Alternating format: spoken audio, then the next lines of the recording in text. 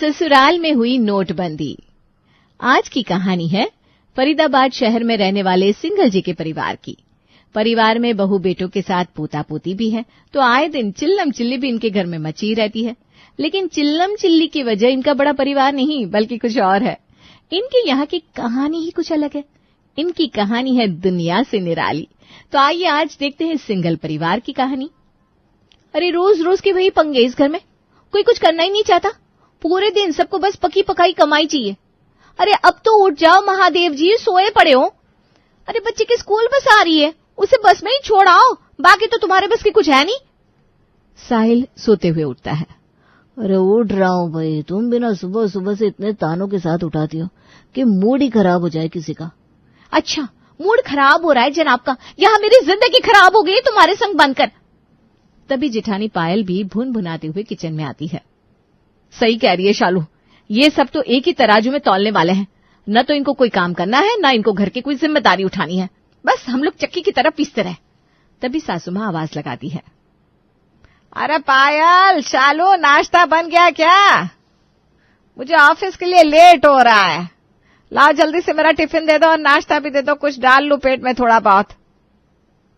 तभी दिलीप जी वहां आकर बैठ जाते हैं। उठ गए महाशय जी? अरे शालू, तेरे पापा जी उठ गए, उनके लिए भोग प्रसाद ले आओ जरा। और पायल, तू आरती की थाली ले आ। अरे क्या रज्जो जी, आप भी हर वक्त यही ताना मारती रहती हैं। फिर भी आपके कान पर जूं तक नहीं रेंगती।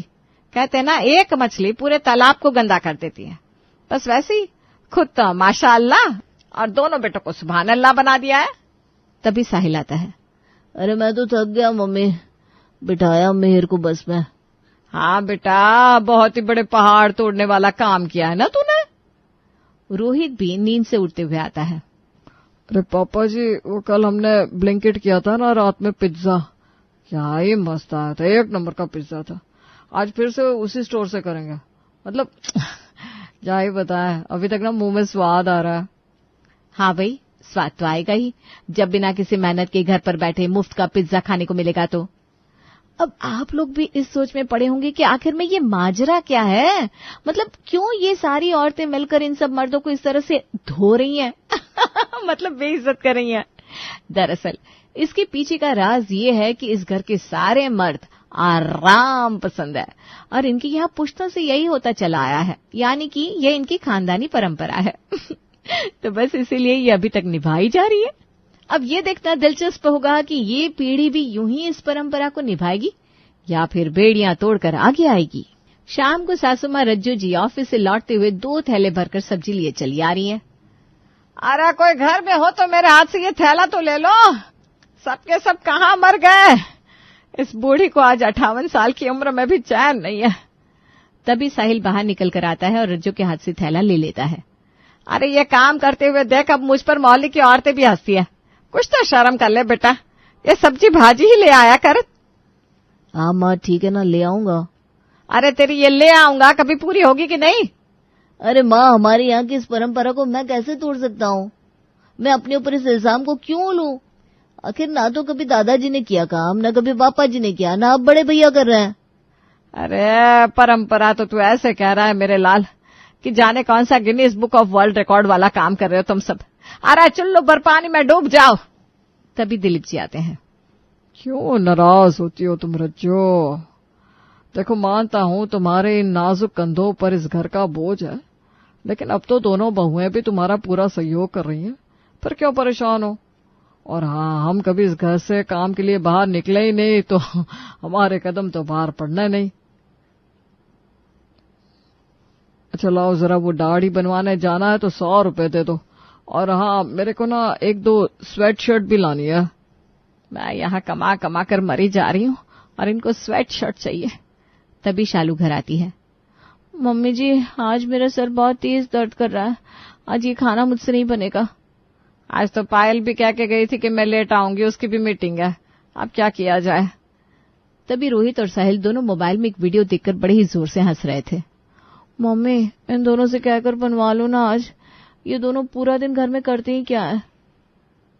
ब्लिंकिट, स्विगी और जोमेटो और उसका बोझ भी हम ही उठाते हैं। तभी मायशा बड़े ही जोर जोर से रोने लगती है। क्या हुआ मायशा? मुझे जोर की भूख लगी है पापा। अच्छा रुको, मैं अभी जोमेटो से बर्गर ऑर्डर कर देता हूँ। हाँ बेटा।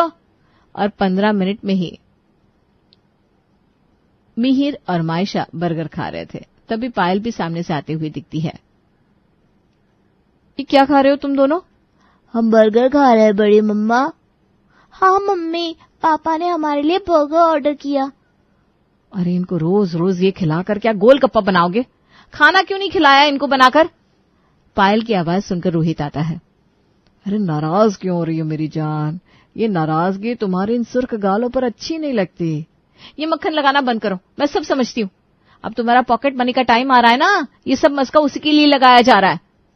फिर पायल जोर जोर से आवाज लगाती है। मम्मी, शालू, कहाँ हो आप लोग? जरा बाहर तो आओ, मुझे आज सबसे कुछ बात करनी है। रज्जो और शालू बाहर आती हैं, उनके साथ साथ दिलीप और साहिल भी। मम्मी, मैं आज ये कहना चाहती हूँ कि अगर घर के बाहर का काम हम संभाल रहे हैं तो फिर घर के अंदर का काम इस घर के मर्द संभालेंगे। अब आप लोग बताइए, आप लोगों की क्या राय है इस पर? आपने तो मेरे मन की बात कह दी भाभी।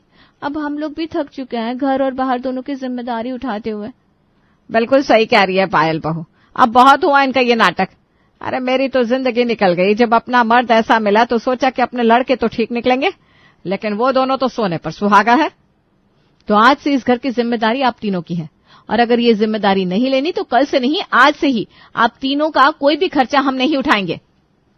अब घर के तीनों मर्द एक दूसरे की शक्ल देखने लगते हैं और कान में फुसफुसाते हैं।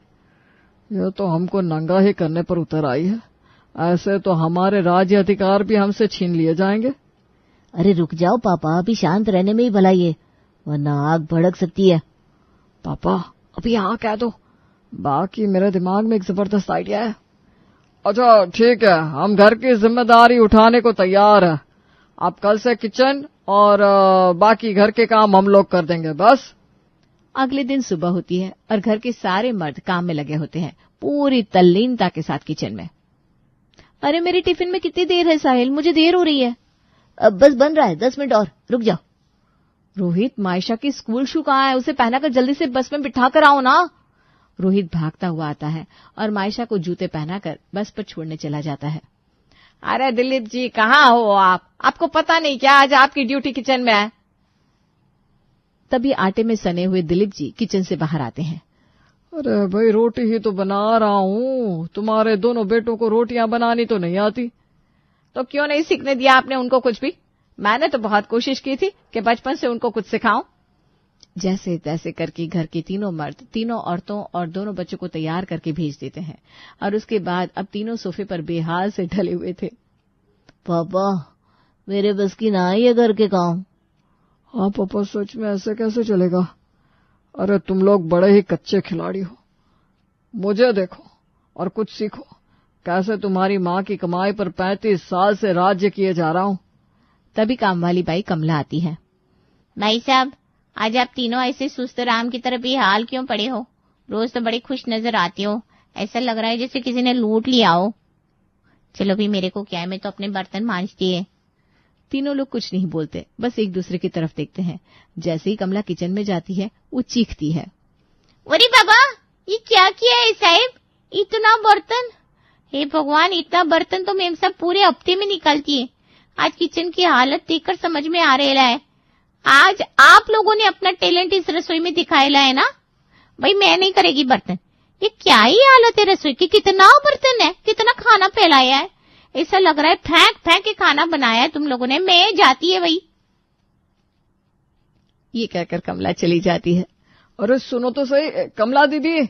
अरे कमला दीदी सुनो तो सही, ये बर्तन हम कैसे करेंगे? पर कमला कुछ नहीं सुनती। अब तीनों बैठकर बर्तन घिसते हैं। तभी पायल की एंट्री होती है। क्या हुआ भाई, आप लोग बर्तन क्यों साफ कर रहे हो? कमला ने मना कर दिया, वो नहीं आएगी अब। तभी रज्जू और शालू भी आ जाते हैं। और अब ये कमला कहाँ चली गई? आज आई क्यों नहीं? अब कमला नहीं आएगी कभी। क्या मतलब? कमला भगवान को प्यारी हो गई? अरे बहू, वो हमारे घर नहीं आएगी, बाकी सबके घर जाएगी। मना कर दिया उसे आने से इतने बर्तन देखकर। कोई बात नहीं, साफ कर लो आराम से बैठकर, और उसके बाद शाम के खाने की तैयारी भी जल्दी से करना, बड़े जोरों की भूख लगी है। तभी साहिल बोलता है, भूख तो मुझे भी बड़े जोरों की लग रही है ये बर्तन साफ करते करते। हाँ साहिल सही कह रहा है। अच्छा चल स्विगी कर लेते हैं, उसका कूपन भी मेरे पास पड़ा है। अच्छा जी, स्विगी क्या बातों से होता है? कल ही हम लोगों ने डिसाइड कर लिया था कि आप लोगों को महीने के हिसाब से सैलरी मिलेगी, तो अब ये हसीन ख्वाब सजाना छोड़ दो। क्या? ये तो हमको पता ही नहीं था।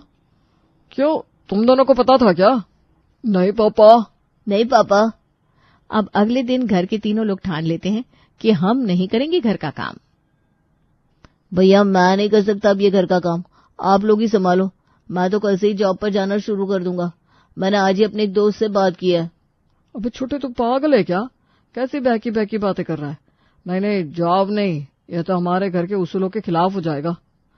हाँ रोहित बिल्कुल ठीक कह रहा है साहिल, ये है ना कुछ दिनों का ड्रामा है। ऐसा ड्रामा तेरी मम्मी कई बार पहले भी कर चुकी है, लेकिन मैं इतना घटिया काम करता था कि वो फिर मुझसे करवाती ही नहीं थी। पापा आप तो इस फील्ड के उस्ताद हो। सच बताओ तो अब हमें हमारी एक कम्युनिटी बना लेनी चाहिए, जिससे हम मर्दों को सिखा सके कि अपनी बीवियों के कैश पर ऐश कैसे किया जाए। सच कह रहे हो क्या पापा? फिर मैं मना कर दूं क्या जॉब के लिए अपने दोस्त को? अरे इसमें सोचने जैसी कोई बात ही नहीं है बेटा। तेरा बाप यहाँ बैठा है 60 साल का, कुछ एक्सपीरियंस के बेस पर ही तो कह रहा होगा। अरे भाई तजुर्बा बोलता है। ठीक है पापा, वैसे भी आप ही तो मेरे गुरु हैं। साहिल अपने दोस्त को तुरंत फोन लगाता है और मना कर देता है। हाँ भाई मैं कल से नहीं आ सकता जॉब पर, और मैं ना ऐसे छोटे मोटे काम के लिए नहीं बना हूं। और अब तुम दोनों सुनो मेरी ये बात, ये हमें महीने के हिसाब से पैसे देगी ना, तो मेरे पास भी एकदम कड़क आइडिया है। आओ दोनों लोग अपने कान इधर ले आओ और ध्यान से सुनो, क्योंकि आइडिया बिल्कुल भी लीक नहीं होना चाहिए, और फिर दीवारों के भी तो कान होते हैं। और तीनों मिलकर एक प्लान बनाते हैं, और अब यहाँ से शुरू होता है नया खेल। फिर वो तीनों आसपास के सारे दुकानदारों और पड़ोसियों से उधार मांगना शुरू कर देते हैं। सुबह सुबह उठते ही रोहित कॉलोनी के कॉर्नर वाली दुकान पर सामान लेने जाता है। अरे चाचा वो जरा 1 किलो नमक तो देना। अरे रोहित बेटा, आप आज कैसे यहाँ का रास्ता भूल गए? आप लोग तो ऑनलाइन शॉपिंग के चक्कर में यहाँ आना ही बंद कर देते हैं। मैडम लोग तो फिर भी यहाँ आ जाती है, लेकिन आप सब तो अब क्या गए? नहीं नहीं ऐसी बात नहीं है चाचा। अरे मैं ना अपना पर्स घर भुलाया हूँ, आप जरा 5,000 उधार देंगे क्या? अच्छा ठीक है, देता हूँ ना, आपको कौन मना कर सकता है। क्यों चाचा, आपको विश्वास नहीं है क्या? अरे नहीं छोटे मालिक, ऐसी तो कोई बात नहीं है। आपके यहाँ तो शुरू से ही हमारे अच्छे संबंध रहे हैं। और रोहित ऐसे ही गिरदारी से रुपए ले लेता है और घर आकर पूरी बात दिलीप जी और साहिल को बताता है। चलो अब मैं भी अपना हाथ आजमाता हूँ। अब दिलीप जी अपने पड़ोसी मिश्रा जी का दरवाजा खटखटाते हैं। अरे मिश्रा जी कैसे हैं आप? भाई साहब आपके कदम आज कैसे हमारे घर की तरफ मुड़ गए?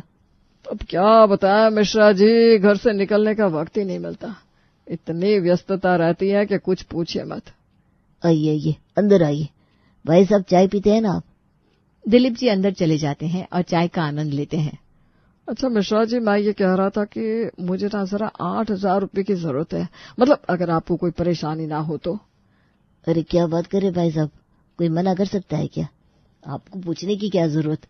अरे नहीं मैं आपको ना वैसे परेशान नहीं करता, लेकिन वो KYC के कारण मेरा बैंक अकाउंट सीज हो गया है। अरे आपको इतना कहने की कोई जरूरत नहीं है, लीजिए ये रखिए 8,000 रुपये। दिलीप जी पैसे लेकर घर आते हैं और लोगों को पूरी बात बताते हैं। फिर ऐसे ही साहिल भी जाकर कॉलोनी में से सब्जी वाले से पैसे उधार ले आता है। अब आए दिन तीनों कभी इधर से पैसे उधार लेकर आते, कभी उधर से, और फिर फुल एंजॉय करते। उन्होंने घर का काम करना भी बंद कर दिया था। फिर एक दिन, अरे आपने आज पोछा क्यों नहीं मारा साहिल? देखो घर कितना गंदा है। क्या जी, अब आप भी घर का कोई काम नहीं कर रहे हैं? मतलब क्या चाह रहे हैं आप लोग, कि आपको अपने महीने की पगार चाहिए कि नहीं चाहिए?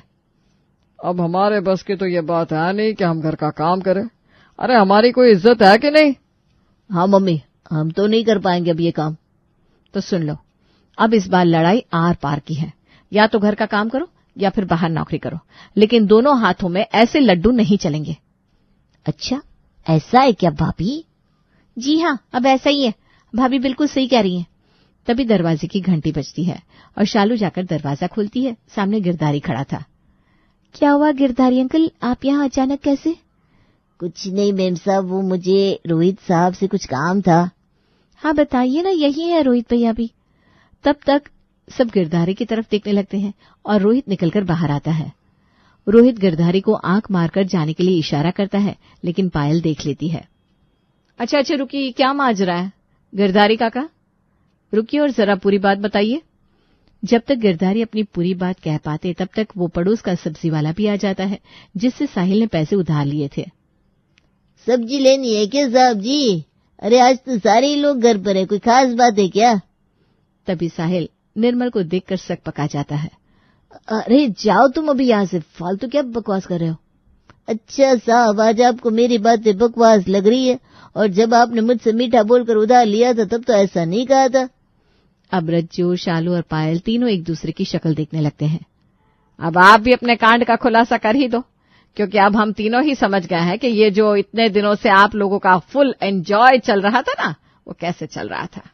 अब तीनों अपनी अपनी बीवियों को मनाने में लग जाते हैं, क्योंकि अब वो समझ चुके थे कि उनकी शामत आ चुकी है। जब तक रहेगा समोसे में आलू, तब तक रहेगी तू मेरी शालू।